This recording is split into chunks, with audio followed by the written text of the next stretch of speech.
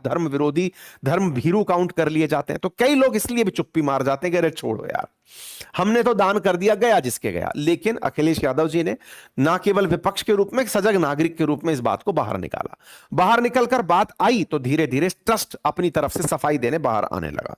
चंपत राय की कमेटी की तरफ से सफाई देना शुरू हुआ कि अरे सर कोई बात नहीं है, फर्जी बातें हैं।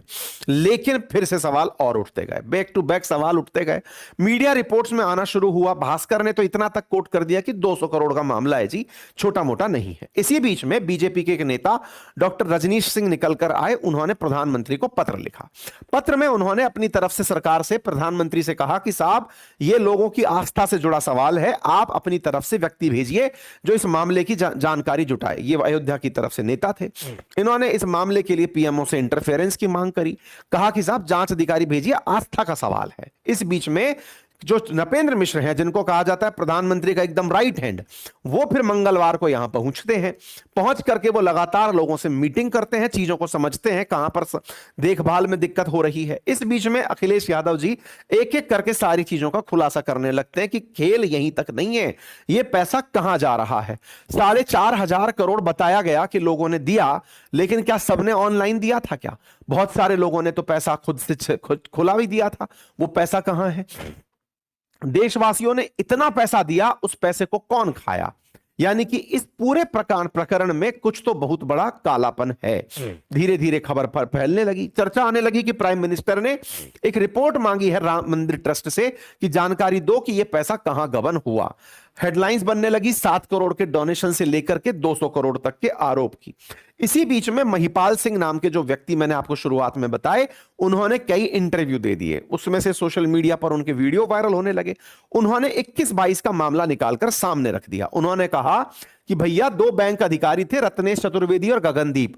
उनको ट्रस्ट के अंदर वो 14 जो कर्मचारी थे जो नोटों की छपाई करते थे, वो 10 की गड्डी में 12-13 गड्ढे धर देते थे और बाहर जाके बाद में निकालते थे।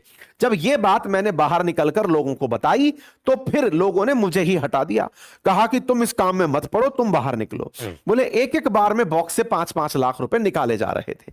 सोशल मीडिया पर उनके द्वारा इस तरह से पब्लिक में क्लेम कर दिया गया। महिपाल सिंह जी के द्वारा किया गया ये जो क्लेम है, ये सीधा आरोपित कर रहे थे तो जो है वो आज के दिन में राम जी ड्राइवर थे, आजकल नोट गिनने का काम करते हैं और इन्हीं की जो संपत्ति है ये बढ़कर करोड़ों में पहुंच गई है। आपको बता दूं कि 2021 में 1,000 करोड़ की खबर थी, 2022 में 2,000 करोड़ की खबर थी। यानी कि मंदिर में चढ़ावा 4,500 करोड़ तक था, लोगों के द्वारा दिया गया। और यहां पर चंपत राय और उनका जो ड्राइवर है वो मिलकर के इन कामों में बिजी थे। इस तरह की बातें थी। खबर जब खुलने लगी, ये वो वाली बात है कि हमारे देश में कई बार प्रभाव में चीजें दब जाती हैं, लेकिन जब खुलने लगती हैं तो पुरानी भी कई चीजें बाहर निकल आती हैं। एक और सुर्खी बाहर आ गई, और बाहर ये थी कि इस पूरी प्रक्रिया में 1250 ऐसी शिलाएं गायब हो गई हैं जिन शिलाओं पर सोना चांदी लगा हुआ था। असल में जब राम मंदिर आंदोलन चल रहा था, बाबरी विध्वंस के बाद से लेकर के, उस समय से लेकर मंदिर निर्माण तक राम सेवकों ने, कार सेवकों ने नक्काशी, सोने चांदी की, हीरे जड़ित भी शिलाएं भेजी गई। कुछ वो भेजी गई, धातुओं की शिलाएं भेजी गई जिन्हें मंदिर में लगाया जाना प्रस्तावित था। ये पूरी प्रक्रिया की देखभाल करने का काम संतोष दुबे नाम के व्यक्ति करते थे। संतोष दुबे जो कि कभी उससे बजरंग दल से, शिवसेना से और विश्व हिंदू परिषद से जुड़े रहे। उन्होंने धर्म सेना नाम का एक संगठन बना रखा था। इनका काम यही था कि जो शिलाएं प्राप्त होती हैं उनकी गणना करना। तो 1989 में से इन्होंने गणनाएं करना शुरू किया। ये उस विवादित ढांचे को तोड़े जाने के बाद गुंबद में ही दबे रह गए थे। तब इनकी 17 हड्डियां टूट गई थी। इन्होंने इस मामले को पब्लिक के सामने लाना शुरू कर दिया। दुबे का आरोप है कि सोना चांदी और अष्ट धातु की शिलाओं समेत 1250 शिलाएं ऐसी थी जो कि चंपत राय के कंट्रोल में थी। 3 ताले लगे हुए थे, वो गायब हैं, वो दिखाई नहीं दे रही हैं। उनमें से मॉरिशस से आई हुई शिला भी शामिल थी, सोने चांदी से बनी हुई। मुंबई के कारोबारी द्वारा दी गई रत्न जड़ित शिला भी शामिल थी। वो शिलाएं कहां हैं? इतना ही नहीं, बीते कुछ सालों में अयोध्या में जमीन का जो मामला है वो भी बड़ी सुर्खी रहा है। आप सभी को ज्ञात होगा कि बीते कुछ समय में अयोध्या के अंदर जो आसपास की जमीन है वहां की कीमतों में बहुत तेजी से इजाफा हुआ है। मंदिर निर्माण की जब से घोषणा हुई तो बड़ी सारी जगह वहां पर एक्वायर करने के लिए बहुत सारी एजेंसी सक्रिय हो गई, बहुत सारे निवेशक वहां पर आकर करने लगे। लोगों ने रातों रात करोड़ों रुपए बनाए हैं। ये सारे वो मामले हैं जो निकल कर आने शुरू हुए। संदेह होना शुरू हुआ तो 50 कर्मचारियों को संदेह के घेरे में पकड़ा गया। जांच एजेंसियों ने 5 कर्मचारियों से अब तक 2 करोड़ रुपए और 3 आईफोन जब्त भी कर लिए हैं। जांच एजेंसियों ने जिन पर सबसे पहले जांच बिठाई उनमें से चंपत राय का सहयोगी 50 करोड़ की संपत्ति के साथ टिन्नू यादव है।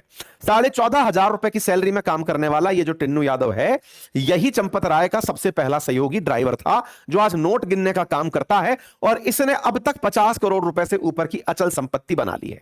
इसके पास एयरपोर्ट के पास हॉस्टल है जिसमें 70 कमरे हैं, 1.5 किलोमीटर दूर ही रहता है, फॉर्च्यूनर से चलता है, 3 रेस्टोरेंट में पार्टनर है। यह है साहब टिन्नू यादव। दूसरे व्यक्ति हैं मनीष यादव, जो टिन्नू के ही भतीजे हैं। उनसे 36 लाख रुपए तो कैश मिला है। 14,500 की तनख्वाह वाले के पास 36 लाख कैश बरामद हुआ। तीसरे हैं केडी तिवारी, जो कि सोने चांदी की वो तोल करके रसीद रखते थे, ये वहीं पर मार कांटा मार दे रहे थे।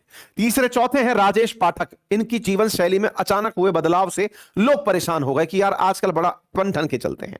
एक है अनुकल्प मिश्रा, ये गांव में फार्म हाउस लेकर चलते हैं, 65 लाख का हाल ही में घर खरीदा है।